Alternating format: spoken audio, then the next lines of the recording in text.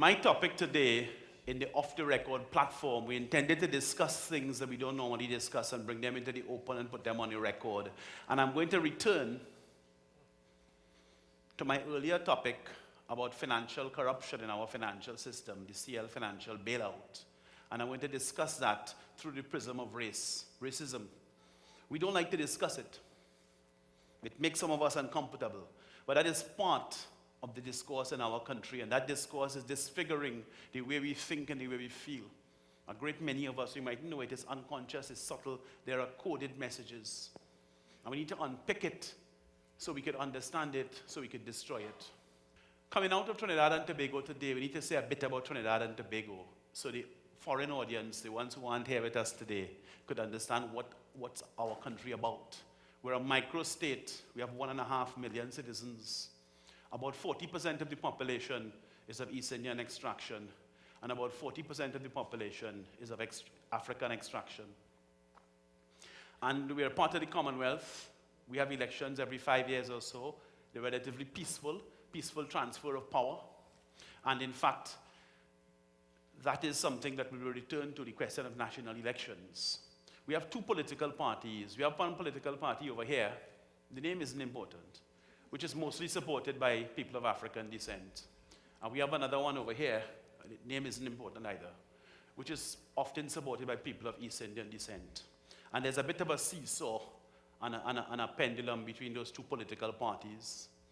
And I pause here and I think about that beautiful TED talk, The Danger of a Single Story, where in fact, the person telling this story, which is Chimamanda Ngozi Adichie, is telling the story about how she herself, as a young Nigerian woman, absorbed the sort of punishment and the abuse of her white American friends who had a single story about Africans and Nigerians and so on. And she was courageous enough to speak about her own journey to Mexico as a black woman, meeting the brown people in Mexico, and actually encountering the limits of her own thinking. She had absorbed the single narrative of Mexican immigrants and had to confront the limitations of that. Here in Trinidad and Tobago, we have our own limitations and our own single stories that have disfigured the way we think about things. We need to also take the discussion of racism outside of the box where we would be discussing racism through the example of an icon like Nelson Mandela and the apartheid state, or through the brutality of some white law enforcement officer in North America. We're talking about people who are black and brown. We're talking about African and Indian people. We're talking about people who live in the global south. We run these countries, don't we? The police look just like us. The judges look just like us. The politicians look just like us. Is there a problem? Is there a racist problem? Are there racist conceptions alive between us? So let's talk about it. And we need to talk about some things that are a little disgusting for me. So if I wrinkle my face, you would understand. It's like when you smell something bad, because I totally reject the racist way of looking at life. Let me just make that very clear. The first thing is that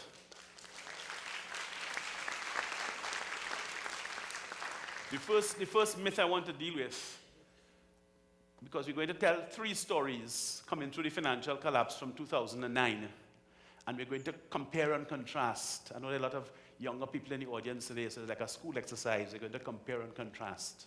The first version is told by people who look like me. And their version goes like this.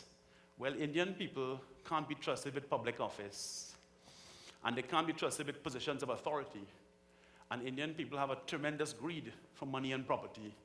And particularly if they're Hindus, you have to be very careful. And you can't trust them in high office. And I could go on, but you get the picture. We've all heard disgusting amounts of it over the last few weeks and months. In code, because nobody would ever say this in real. No responsible politician ever would. If it looks like I'm winking, it's because I am. Now, the first example to tackle that counterpoint deals with the whole question of what came to be called the Enron of India, the collapse of the Satyam Computer Services Limited on the Mumbai Stock Exchange.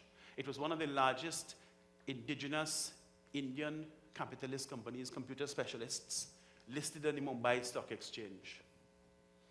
And in January of 2009, and the month and the year is important, the head of the company wrote a letter to the head of the Mumbai Stock Exchange explaining that basically he had cooked the books, he had cheated the accounts, and $1 billion US in cash that was supposed to be in the company's bank accounts just didn't exist. $2.2 billion US of shareholders' value was lost because the company collapsed in value and so on. But the operative question is not really that a big businessman in India cheated his books and committed a fraud, because that happens every day, every country in the world. The operative question is, how did the authorities in India respond? The people whose duty it was to uphold the law with respect to investments and the stability of their stock exchange. And the fact is, that businessman and his brother were arrested the next morning. 4 of the directors of Pricewaterhouse, which is the firm of auditors that kept signing off and saying the company's books were good. If it sounds familiar, it's because it is. They were arrested too. They were charged, they were prosecuted, they were convicted, and they were all imprisoned. So here we have an example, what I call a sharp counterpoint. We have an example where, in fact, Indian people in control of a system where an Indian tycoon admitted to wrongdoing and did their job properly with a proper sense of responsibility and a proper sense of integrity to make sure the stability of the system was upheld. That's example number 1. Example number 2, other people in the society, the ones who don't look like me, they have their own version, and their version says that, in fact, African people can't be trusted, people of African descent, we can't be trusted with positions of high responsibility, we can't be trusted with positions of authority, black people don't know how to run money or business, for that matter, and so on and so on. You've heard it before, you've heard it all before, in code, over the last few weeks. And in fact, often, to buttress the thing, they would try to build it up in an example and speak about it with relation to various disasters that they would pull from the news about what's happening on the African continent. And the example that is most often brought forward is Nigeria. Well, look at this happening in Nigeria, or that happening in Nigeria. And Nigeria is one of the most corrupt countries, etc. And of course, the fact that a great many of us in Trinidad and Tobago are descended from Africans who were captured in Nigeria and brought here as part of the Atlantic slave trade, that adds a little extra bite to it. So the Nigerian part of the story. So let's talk about Nigeria. Nigeria had its own financial crisis in August of 2009. And there was a new central bank governor there, Lamido Sanusi, who immediately swung into action to investigate what was actually happening at 5 of the largest commercial banks that had collapsed, virtually collapsed. The 5 CEOs were removed instantly. 15 other executives, they were also charged. 20 of them faced the courts. They were arrested, they were charged, they faced the courts, and a number of them were imprisoned.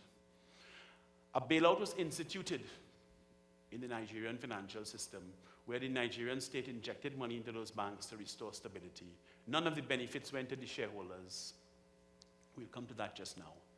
And Lamido Sanusi also came to our attention last year in February, when he was dismissed by President Goodluck Jonathan, who has now been voted out. He was dismissed by President Goodluck Jonathan, and what he was dismissed for was being the highest scale whistleblower you could imagine. $20 billion US of money that had been earned by the Nigerian state from the sale of oil and was supposed to have been deposited in certain accounts in the Central Bank of Nigeria. Never made its way there. So obviously other high officials had intercepted those funds. And of course, Sanusi wasn't supposed to speak. He paid the price. Those of us who are seekers after truth, those of us who speak the truth to power, sometimes have to pay that price. You make the sacrifice in terms of personal safety, or you make the sacrifice in terms of your career. He was removed from office. So here we have a second example. Yes, people in Nigeria were involved in fraud. That's true. As I said, it happens in every country in the world every day. The question was, how did the authorities respond? And here we had a Nigerian official with the power to do the correct thing, who insisted it was done. He had the correct sense of responsibility, and he had the correct sense of integrity. Second example, second sharp counterpoint. And then we come to the part of the conversation where it gets awkward because you're going to talk about us in Trinidad and Tobago. You see? So we started off talking about how the Nigerians are like this and the Indians are like that. And we talked about the political party over here that was mostly supported by Africans and the one over here that was mostly supported by East Indians. And what we had in Trinidad and Tobago was the Caribbean's largest ever conglomerate called CL Financial collapsed at the beginning of 2009. It was January of 2009. And the head of the conglomerate wrote a letter to the Central Bank of Trinidad and Tobago, the governor, to say, listen, things have not gone very well. We need a bailout, and so on and so on. And what happened was that the government of Trinidad and Tobago at that time, which was this party, signed a bailout, where in fact, what they signed in effect was a blank check to the wealthiest man in the Caribbean to allow him to have interest-free funds as much as he needed to rescue the company. That's how sweet that deal was. You talk about sweetheart deals, that is beyond sweetheart, it's like a marriage. The point is that the company itself was a company that had been established and operated by people of African descent. Most of the people in charge of that company are people of African descent. That particular government lost office, and then this government took power for the last 5 years. And the cost of the bailout went up and up and up. We started off being told it would be 5 billion. It's now cost 25 billion. And there was an election on the 7th of September this year. I'll come to that now. The point is that I litigated because I was trying to find out information about how our money was spent. It's the largest amount of public money ever spent in Trinidad and Tobago. We spent virtually $4 billion US, a country this big, $4 billion US, and that money went to we don't know who. That money went for we don't know why.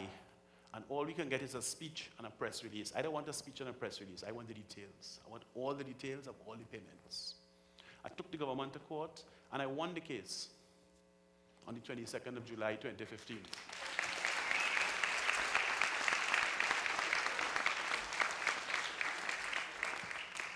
The government, which was this one, at that time it was the one supported by the Indian people, they immediately appealed. So the matter was now in the Court of Appeal. And of course, as I said earlier on, we had an election on the 7th of September. Now here's the thing about Trinidad and Tobago. Up to this moment, we are now 5 weeks after the election, because today is the 14th of October, 2015. Up to this moment, nobody has been prosecuted. Nobody's been arrested. The auditors still have their firm and they're offering audit services, you know, and advice and all kind of complicated things, IPOs and all kind of thing. Okay? That's what it is going on here in Trinidad. Do we have a well-founded sense of superiority to anybody? Or are we part of the racket? Do we want to do better? This is really the question for us in talking off the record.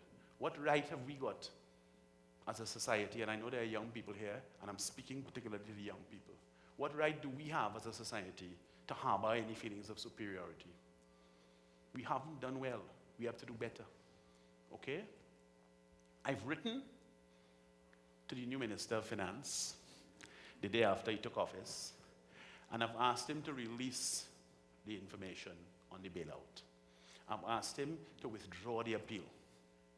Another aspect of the whole thing, we speak about being a learning society, and being learned is not just about passing courses and so on. It's about actually studying what has happened so we can make a view of what's going to happen, make a view of our future. A commission of inquiry was instituted into the CL financial collapse. And there was some horrifying newspaper reports around the end of June this year that commission of inquiry had virtually ground to a halt. All the evidence has been given, but in fact, the resources required to complete the report have been halted. So it's what you might want to call administrative sabotage. It's like a spy movie. Who is who and what is what? Who is an agent? Who is a double agent? Somebody doesn't want the report to come out. And I'm going to use the platform again to say to the powers that be, and you know who you are, that in fact, we need to take the necessary action to have that Commission of Inquiry report completed and published for the benefit of the country. And this is woven deeply. Thank you. This is woven deeply into where we are and what it is we are doing. Let us be very clear. We spoke about a party over here, mostly supported by people of African descent. And we spoke about their back in power. And we spoke about another party over here, mostly supported by people of Indian descent. The party over here that was in office, that is now in office, has just campaigned successfully over several months throughout the whole country on the standards of accountability, transparency, and good governance. I want them to walk the talk. Give us the information.